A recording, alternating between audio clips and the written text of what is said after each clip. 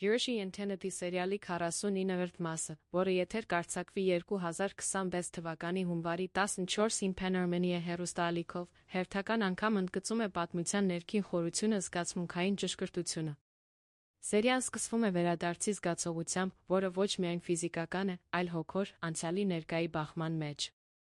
10 տարի առաջ Արշակն ու Շուշանը, մեծ դժվարությամբ հասնելով Ամերիկա, երդվում են չվերադառնալ Հայաստան, մինչ չկատարեն իրենց բոլոր նպատակները։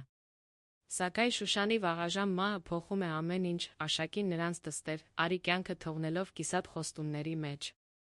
Այս մասում հատկապես նուրբ է ներկայացված, թե ինչպես Արշակի քրոջ ավտովթարը Երանում դառնում է այն կետը, որը ստիպում է խախտել երդումը վերադառնալ ընտանիք։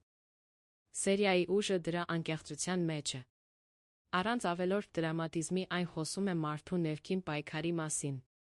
Արշակի ճանապարհը տուն վերածվում է ինքնաճանաչման ուղու, ցույց տալով, որ կյանքը միշտ ավելի ուժեղ է, քան խոստումները, իսկ հայրենիքը միշտ ունի այն անկյունը, որը կանչում է մարդուն, անկախ նրա կամքից։